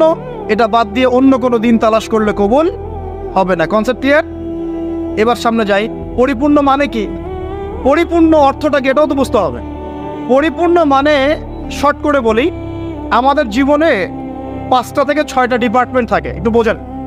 একটা ডিপার্টমেন্ট হচ্ছে আমাদের ইবাদত বন্দেগীর ডিপার্টমেন্ট, মানে আমরা এখানে নামাজ পড়ি, রোজা রাখি, হজ জাকাত এগুলো করি, আমরা তাসবিহ তাহলিল জিকির আজগার এগুলো করি, ইবাদত বন্দেগী করি, আল্লাহর জিকির, তাসবিহ তাহলিল, দান সাদাকা, নামাজ রোজা, হজ জাকাত ইত্যাদি। এগুলো হচ্ছে আমাদের ইবাদত বন্দেগীর ডিপার্টমেন্ট, 1 নাম্বার। 2 নাম্বার, আমাদের পারিবারিক ডিপার্টমেন্ট আছে, আমরা পরিবার চালাই, বিয়ে শাদী করি, হ্যাঁ, স্ত্রী সন্তান লালন পালন ভরণ পোষণ দেয় ইত্যাদি, এই পরিবারের মধ্যে দিনের আমরা চর্চা করি, এটা পারিবারিক ডিপার্টমেন্ট। 3 নম্বর হচ্ছে সোশ্যাল, আমরা সামাজিক জীব, সমাজে আমরা একে অপরের সাথে মেলামেশা করি, সামাজিক বিষয়গুলো ডিল করি, এটা আমাদের সামাজিক জীবন। 4 নম্বর আমাদের পলিটিক্যাল লাইফ আছে। মানুষ কিন্তু খলিফা, আল্লাহ পাকের কি খলিফা, আল্লাহ পাকের জমিনে সে খলিফার দায়িত্ব পালন করবে। যদি আল্লাহর বিধান অনুযায়ী করে তাহলে আল্লাহর খলিফা, যদি শয়তানের বিধান অনুযায়ী করে তাহলে শয়তানের খলিফা। কথা ক্লিয়ার? যদি আল্লাহ পাকের বিধান অনুযায়ী করে তাহলে আল্লাহর খলিফা, যদি শয়তানের বিধান অনুযায়ী করে তাহলে শয়তানের খলিফা। তখন খলিফার কনসেপ্ট থাকবে। তো পলিটিক্যাল লাইফে ইসলামিক কিছু হেদায়েত আছে, এটা আমাদের পলিটিক্যাল লাইফ। 5 নম্বর হচ্ছে আমাদের কালচারাল লাইফ, আমরা সাংস্কৃতিক জীবন আছে আমাদের। সাংস্কৃতিক ক্ষেত্রে আমরা বিভিন্ন ক্ষেত্রে বিভিন্ন কাজ করি, আমাদের কৃষ্টি কালচার সংস্কৃতি আছে। তো আপনাকে আমি বুঝালাম যে আমাদের জীবনের ডিপার্টমেন্ট কয়টা ভাই? মোটামুটিভাবে 6টা। 1 নম্বর ইবাদত বন্দেগীর জীবন। ইবাদত বন্দেগীর জীবনে কোরআন এবং সুন্নায় 100% হেদায়েত আছে কি নাই? কথা বলেন এবার, আছে কি নাই? আচ্ছা। 2 নম্বর আমাদের পারিবারিক জীবনের হেদায়েতগুলো কোরআন সুন্নায় আছে কি নাই? আছে না নাই? আচ্ছা, খেয়াল করবেন কোনটা নাই। 3 নম্বর আমাদের সোশ্যাল জীবন, সামাজিক জীবনের হেদায়েত কোরআন সুন্নায় আছে না নাই? 4 নম্বর আমাদের পলিটিক্যাল হেদায়েতগুলো কোরআন সুন্নায় পাওয়া যায় কি যায় না? 5 নম্বর আমাদের কালচারাল জীবনের হেদায়েত পাওয়া যায় কি যায় না? 6 নম্বর আমাদের ইকোনমিক জীবন, ইকোনমিক লাইফ, অর্থনৈতিক জীবনের হেদায়েত কোরআন এবং সুন্নাহ দিয়েছে কি দেয় নাই? তাহলে জীবনের প্রতিটা ক্ষেত্রের হেদায়েত কোরআন এবং সুন্নায় আছে না নাই? এখন প্রশ্ন হচ্ছে আপনি মানবেন কি মানবেন না। এখন প্রশ্ন হচ্ছে আপনি মানবেন কি মানবেন না। যদি মানেন দুনিয়াতে সফল, পরকালে জান্নাত। যদি না মানেন দুনিয়াতে পার পেয়ে যেতে পারেন, পরকালে জাহান্নাম। কথা পরিষ্কার? যদি মানেন দুনিয়াতে সফল, পরকালেও জান্নাত ইনশাআল্লাহ তাআলা। যদি না মানেন দুনিয়ায় পার পেয়ে যেতে পারেন, পরকালে পার পাওয়া যাবে না। পরকাল দূরের কথা, কবরেও পার পাওয়া যাবে না। কবরে আল্লাহ রাব্বুল আলামিন প্রশ্ন করবেন, ফেরেশতাদেরকে দ্বারা প্রশ্ন করাবেন। কি প্রথমটা? মান রব্বুক, তোমার রবকে। দুনিয়াতে কেউ যদি আল্লাহর সাথে শিরক করে থাকে সে কখনোই মান রব্বুক উত্তর দিতে পারবে না। দ্বিতীয় প্রশ্ন করা হবে মা দীনুক, এই দিন ইসলামকে যদি পরিপূর্ণরূপে কেউ গ্রহণ না করে, বিশ্বাস পোষণ না করে এবং আমলের চেষ্টা না করে, সে মা দীনুক উত্তর দিতে পারবে না। প্রশ্ন করা হবে মান হাযার রাজুল বুইসা ফীকুম, এই ব্যক্তিকে যাকে তোমাদের কাছে পাঠানো হয়েছে, সে যদি পৃথিবীতে দুনিয়ার জীবনে রাসূল সাল্লাল্লাহু আলাইহি ওয়াসাল্লামের সুন্নাহর উপর জীবন না গড়ে বা গড়ার চেষ্টা না করে, সে উত্তর দিতে পারবে না যে তিনি হচ্ছেন মুহাম্মদ রাসূলুল্লাহ সাল্লাল্লাহু আলাইহি ওয়াসাল্লাম। তাহলে আমরা শিখতে পারলাম এই পর্যন্ত যে ইসলাম একটা পরিপূর্ণ জীবন ব্যবস্থা। পরিপূর্ণ মানে জীবনের প্রতিটা ডিপার্টমেন্টের হেদায়েত আছে। আর জীবনকে আমরা 6টা ভাগে ভাগ করলাম, দেখলাম যে কুরআন সুন্নাহয় হ্যাঁ প্রত্যেকটা বিষয়ের হেদায়েত আছে। আপনি ব্যক্তি জীবনের হেদায়েত চান, এই যে আয়াত, ইয়া আইয়ুহাল্লাযীনা আমানুত্তাকুল্লাহ হাক্কা তুকাতিহি ওয়া লা তামুতুন্না ইল্লা ওয়া আনতুম মুসলিমুন। ব্যক্তি জীবনে পরিপূর্ণ মুসলিম না হয়ে মৃত্যুবরণ করো না। পাওয়া গেল ব্যক্তি জীবনের হেদায়েত। আপনি সালাতের হেদায়েত চান, আল্লাহ পাক বলছেন আকিমিস সালাহ ওয়া আতুজ যাকাত, সালাত কায়েম করো, যাকাত দাও। আপনি অর্থনৈতিক হেদায়েত পেলেন, সালাতের হেদায়েতও পেলেন। কুরআন তেলাওয়াতের হেদায়েত চান, সেটাও আছে। ওয়াতলু মা উহিয়া ইলাইকা মির রাব্বিক, আছে কি নাই? আছে। আপনি এখন চাচ্ছেন যে পারিবারিক হেদায়েত চাচ্ছি আমি, সূরা তাহরিম খোলেন, 6 নম্বর আয়াত পড়ে দেখেন, আল্লাহ পাক বলছেন কু আনফুসাকুম ওয়া আহলিকুম নারা, নিজে জাহান্নামের আগুন থেকে বাঁচো, পরিবারবর্গকে বাঁচাও। আপনি চাচ্ছেন যে আপনি অর্থনৈতিক হেদায়েত চাচ্ছেন, আল্লাহ পাক বলছেন দেখুন ফাআহাল্লাহুল বাইআ ওয়া হাররামার রিবা, আল্লাহ ব্যবসা হালাল করেছেন, সুদকে হারাম করেছেন। কোন ডিপার্টমেন্ট চান? সবকিছু এখানে আছে। দিন প্রতিষ্ঠা করতে চান, আল্লাহ পাক সূরা সফে বলছেন হুয়াল্লাযী আরসালা রাসূলাহু বিল হুদা ওয়া দীনিল হক লিইয়ুযহিরাহু আলা দীনি কুল্লি।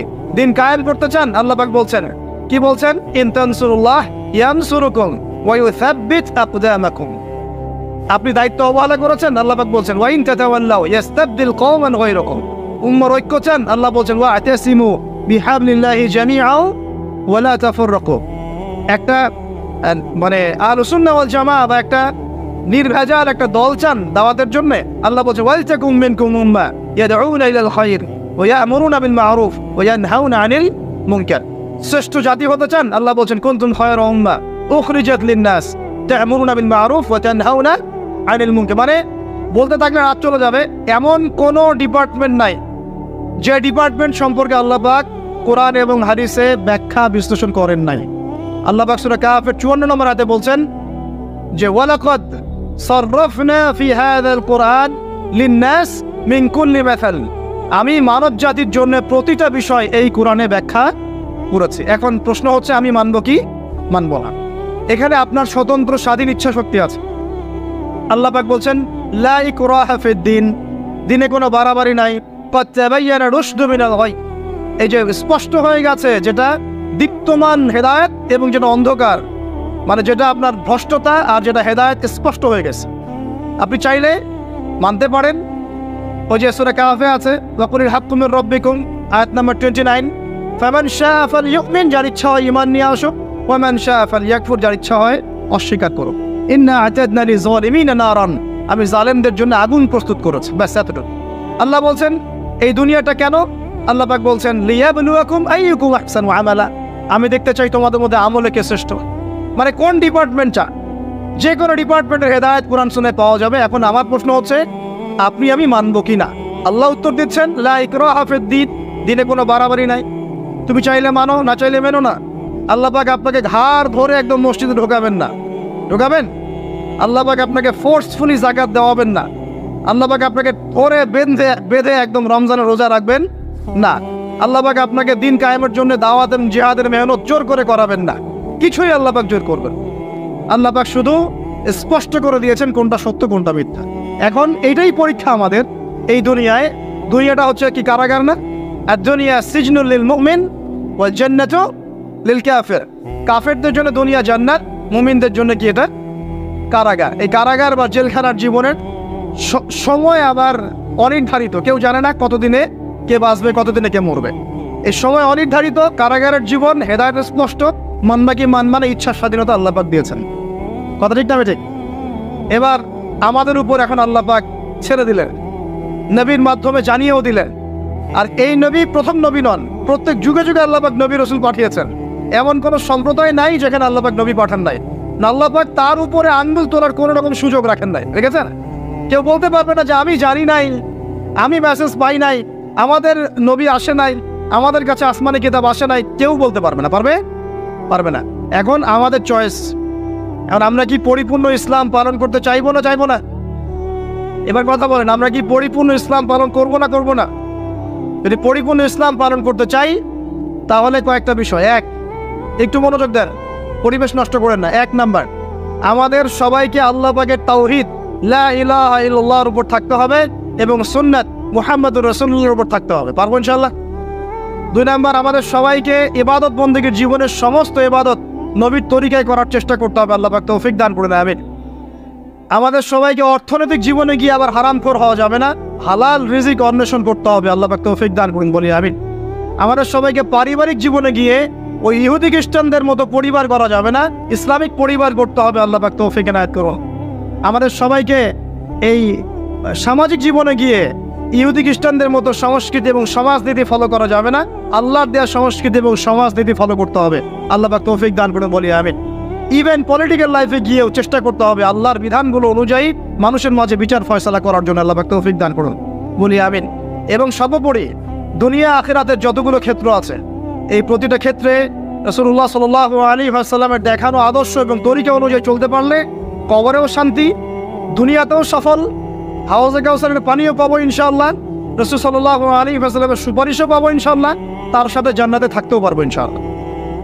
এবার দুটো দিকে ফোকাস করে আমি আলোচনা করবো, খুব খেয়াল রাখেন, একটু মনোযোগ দেন, এই জায়গাটা খুব ইম্পর্টেন্ট। এই পুরো মিশনে শয়তান আমাদেরকে দুটো দিকে বেশি বিভ্রান্ত করছে। কয়টা দিক?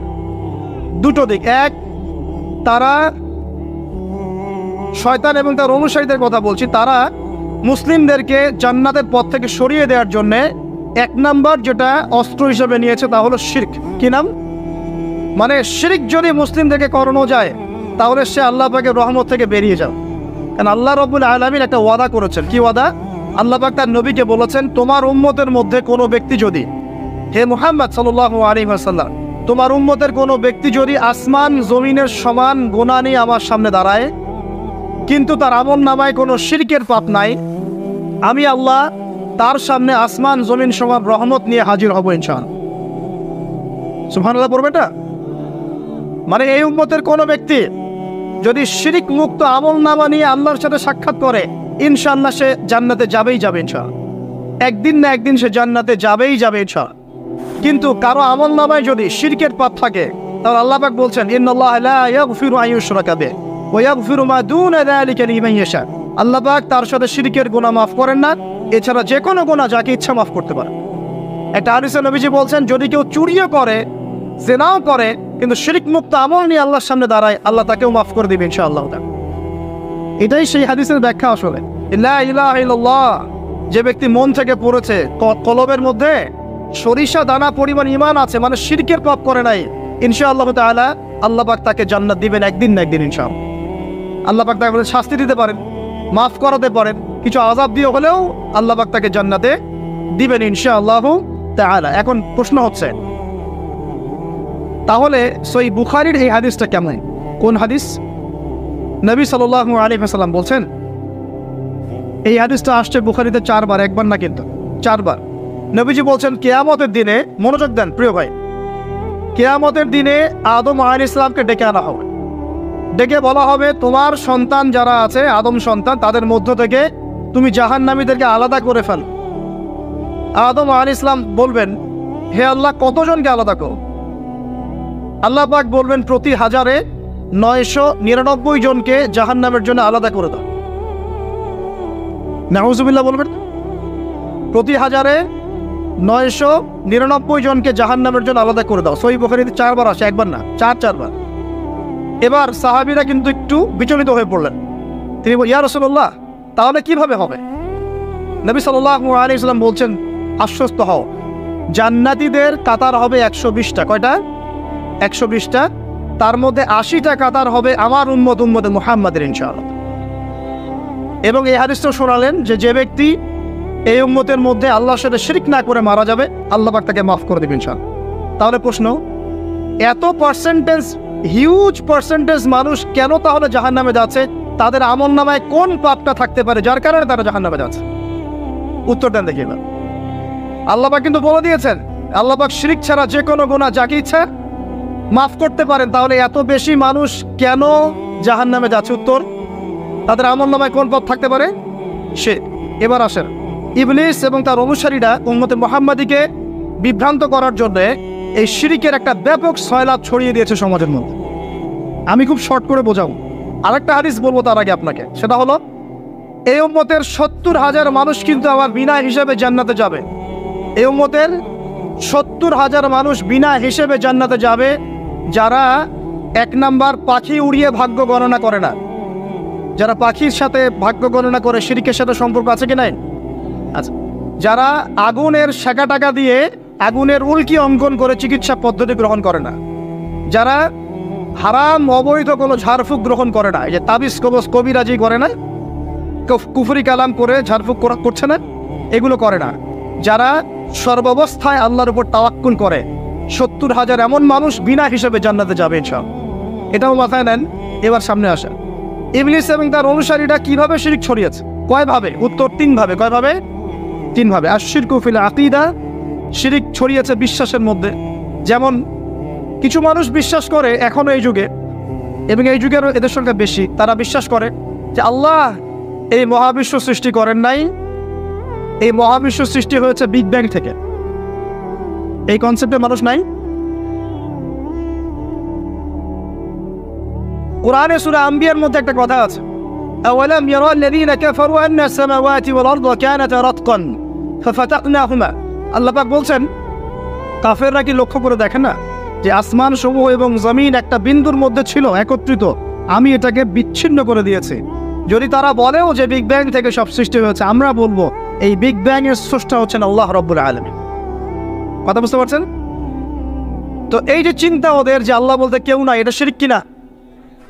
কেউ কেউ চিন্তা করছে যে আল্লাহ আছেন, আরো উপাস্য আছে, যেমন আল্লাহ, তার সন্তান নাউজুবিল্লাহ ঈসা আলাইহিস সালাম এবং পবিত্র আত্মা রূহুল কুদুস। এই সংখ্যায় লোক আছে কি নাই? এদের সংখ্যা কত বিশ্বে? 300-400 কোটি হবে কি না? না না, আরো কম হবে, হয়তো বেশি বলে ফেলছে। মানে কোটি তো হবেই, 100 কোটির তো বেশি হবে নাকি? সারা বিশ্বে মুসলিমদের সংখ্যা বেশি না খ্রিস্টানদের? খ্রিস্টানদের মধ্যে এক শ্রেণীর খ্রিস্টান, তারা সবাই বলে না, এক শ্রেণীর খ্রিস্টান বলে যে আল্লাহ তিনজন, তিন ইলায় বিশ্বাস, তিন খোদায় বিশ্বাস করে। এই কয়েকদিন আগে বলেছি আমরা কি, নাউজুবিল্লাহ বলেছে মেরি ক্রিসমাস, বলেছে না 25শে ডিসেম্বর, এবং মুসলিমরাও এর সাথে একাত্মতা প্রকাশ করেছে। আস্তাগফিরুল্লাহ ওয়া আতুবু ইলাইহি। সূরা মারিয়ামে আল্লাহ পাক বলছেন তারা এমন একটা কথা বলে, ওয়াকালু ইত্তাখাযাল্লাহু ওয়ালাদা, তারা বলে আল্লাহ সন্তান গ্রহণ করেছেন। নাউজুবিল্লাহ।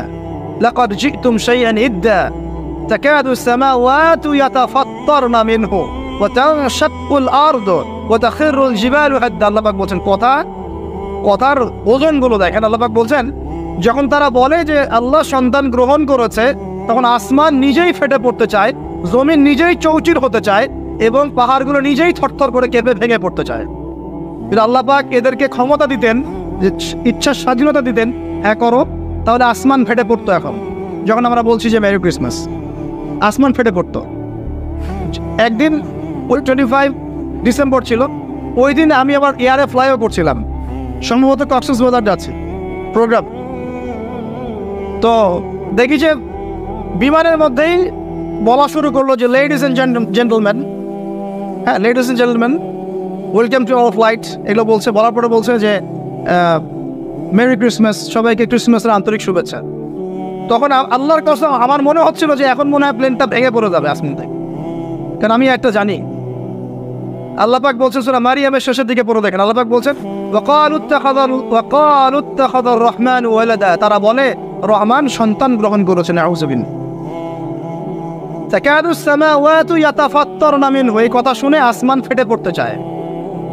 ওয়া তানশাক্কুল আরদ, জমিন চৌচির হতে চায়। ওয়া তাখিরুল জিবালু হাদ্দা, পর্বত ফেটে পড়তে চায়, চৌচির হতে চায়। সুবহানাল্লাহ। লাকাদ জি'তুম শাইআন ইদ্দা, তোমরা একটা চরম রকম ভয়ঙ্কর মিথ্যা প্রতারণাপূর্ণ কথা নিয়ে এসেছো। যখন বলছে কেউ মেরি ক্রিসমাস, তার মানে সে স্বীকার করছে যে 25শে ডিসেম্বরে আল্লাহ পাক ঈসা আলাইহিস সালামকে জন্ম দিয়েছেন। নাউযুবিল্লাহ। তাই কি না? বুঝতে পারেন না কথা? আর আমরা নামাজে বলছি লাম ইয়ালিদ ওয়া লাম ইউলাদ কুল হুয়াল্লাহু আহাদ আল্লাহুস সামাদ। লাম ইয়ালিদ, তিনি কাউকে জন্ম দেন নাই, ওয়া লাম ইউলাদ, তাকেও কেউ জন্ম দেয়নি, ওয়া লাম ইয়াকুল লাহু কুফুয়ান আহাদ। একবার এই সূরা পড়লে কোরআনের 3 ভাগের 1 ভাগ পড়ার নেকি হয়ে যায়। 3 বার পড়লে 1 খতম কোরআনের নেকি হয়ে যায়।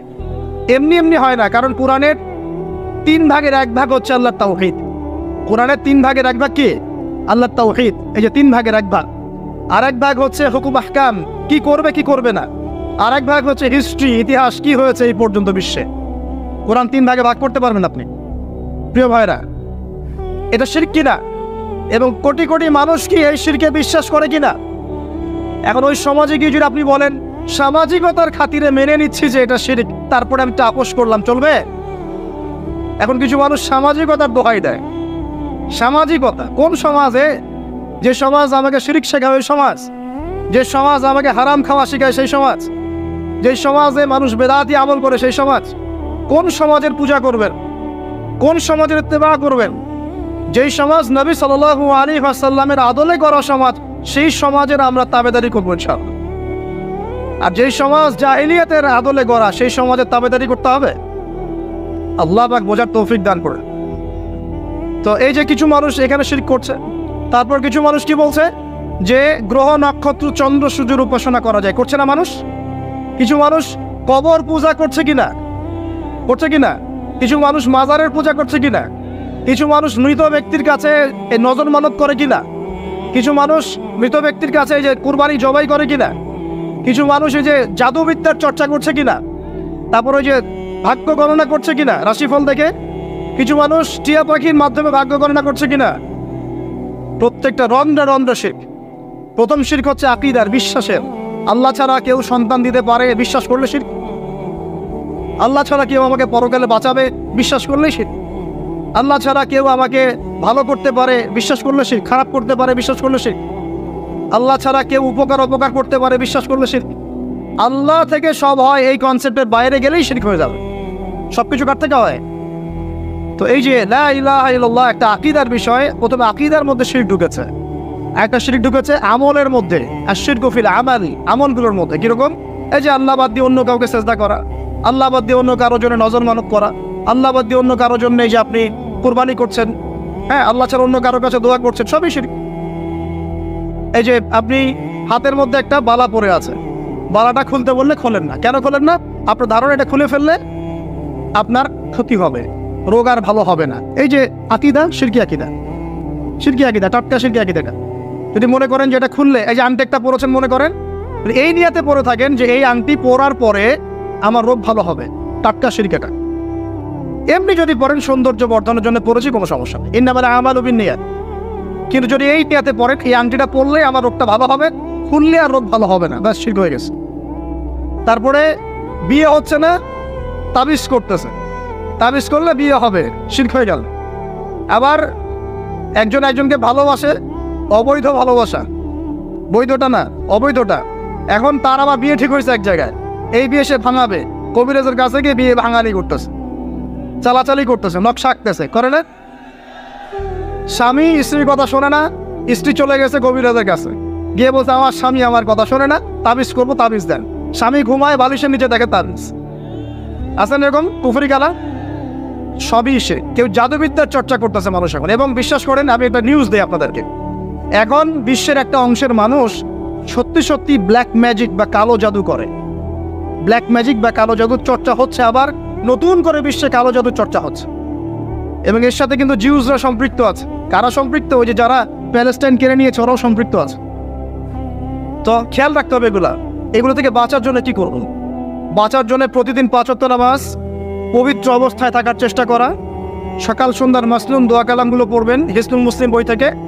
আর এই যে আপনার কোরআন তেলাওয়াত, ডেইলি একটু করে কোরআন তেলাওয়াত করলে ইনশাল্লাহ এই ধরনের চোখ লাগা, বদনজর, জাদুটোনা সব কিছু পরাজিত হয়ে যাবে ইনশাআল্লাহ তাআলা। বহু মানুষ জিনের উপাসনা শুরু করেছে, হ্যাঁ, জিন তাবে করছে, জিনকে দিয়ে কাজ করাচ্ছে। এগুলো তো সায়েন্স বিশ্বাস করে না, করে? জিন জাতির অস্তিত্ব আছে কি নাই? ওমা খালাকতুল জিন্না ওয়াল ইনসা, আল্লাহ পাক বলছেন ওমা খালাকতুল জিন্না ওয়াল ইনসা, আমি জিন আর মানুষকে সৃষ্টি করেছি কি জন্য? ইল্লা লিয়াবুদুন, আমার ইবাদত করার জন্য। আমাদের সবার সাথেই একটা করে শয়তান জিন আছে, আছে না নাই? আছে। বাথরুমে যান না, বাথরুমে যাওয়ার সময় কি দোয়া পড়েন? আল্লাহুম্মা ইন্নী আউযু বিকা মিনাল খুবসি ওয়াল খুবসি আল খাবাইস, মানে কি? খুবসি আল খাবাইস মানে কি? দুষ্ট নোংরা জিন, শয়তান।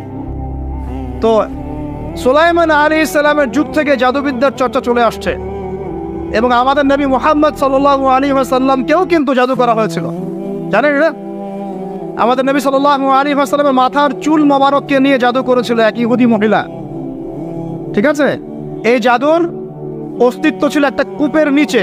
আলী রাদিয়াল্লাহু আনহু গিয়ে সেটাকে খুঁজে বের করেন, রাসূল সাল্লাল্লাহু আলাইহি ওয়াসাল্লামের সামনে ওটা ধ্বংস করে দেওয়া হয়। এরপরে এই সময় নাজিল হয় কুল আউযু বিরাব্বিল ফালাক মিন শাররি মা খালাক ওয়া মিন শাররি গাসিকিন ইযা ওয়াকাব ওয়া মিন শাররিন নাফাসাতি ফিল উকাদ। এটা হচ্ছে জাদুর আয়াত। ওয়া মিন শাররিন নাফাসাতি ফিল উকাদ ওয়া মিন শাররি হাসিদিন ইযা হাসাদ। এবার নাজিল হয় কুল আউযু বিরাব্বিন নাস মালিকিন নাস ইলাহিন নাস মিন শাররিল ওয়াসওয়াসিল খান্নাস আল্লাযী ইউওয়াসওয়িসু ফি সুদুরিন নাস মিনাল জিন্নাতি ওয়ান নাস। এই সূরা দুটো নাজিল হয় এই ঘটনার প্রেক্ষিতেই। আমরা তো শানে নজুল অনেকে জানি না। তো এইগুলো এখন শিরকি আকীদা আমাদের সমাজে চলছে। আবার একটা কি, কথার মধ্যে শিরক চলছে, কথা। আমরা বলছি আমরাই সমস্ত ক্ষমতার অধিকারী, বলছে কি না? এরকম কথা শোনা যায় না? আর তাবারাকাল্লাযী বিয়াদিহিল মুলক মানে কি? বরকতময় সেই সত্তা যার হাতে সমস্ত ক্ষমতা, রাজত্ব। তাবারাকাল্লাযী বিয়াদিহিল মুলক, তিনি বরকতময় সত্তা যার হাতে সমস্ত ক্ষমতা। আমরা বলি লা হাওলা ওয়ালা কুওয়াতা ইল্লা বিল্লাহ, কোনো শক্তি সামর্থ্য নাই কে ছাড়া? আল্লাহ ছাড়া। আর আমরা এদিকে বলছি সমস্ত ক্ষমতা আমাদের হাতে। এটা কি শিরক হচ্ছে না? শিরক হচ্ছে। আমরা বলি, অনেক সময় বলে ফেলি, ভাই কেমন আছেন? হ্যাঁ ভাই, আপনার দোয়ায় ভালো আছে। আপনি কি আমার দোয়ায় ভালো আছেন? আপনাকে বলতে হবে যে আলহামদুলিল্লাহ, আল্লাহর ইচ্ছায় অতঃপর আপনার দোয়ায় ভালো আছে। কথা খুব সাবধানে, আলহামদুলিল্লাহ আল্লাহর ইচ্ছায় এবং অতঃপর আপনার দোয়ায় ভালো আছে। অতঃপর বলতে হবে, অতঃপর, এবং না, অতঃপর। বলছে মা কেমন আছে? ভালো আছে, ডাক্তার ভালো ছিল, না হলে মাকে বাঁচানো যেত না, ব্যাস শিরক হয়ে গেল। বলছে নৌকাটা ডুবে যাচ্ছিল, মাঝি ভালো ছিল, না হলে নৌকা ডুবে যাইত। ড্রাইভারটা ভালো ছিল, না হলে রাস্তায় নির্ঘাত অ্যাক্সিডেন্ট হইতো। এইটা কথা আমরা চলতে ফিরতে শিরক করতেছি। এই যে মেয়ে ছেলেরা বল তোমাকে ছাড়া বাঁচবো না, বাঁচিয়েন না, বেঁচে থাকে কি হবে আপনার? যদি একটা মেয়ের জন্য জীবন দিয়ে দেন, তাহলে আল্লাহর জমিনে আপনি আল্লাহর জন্য কি করবেন?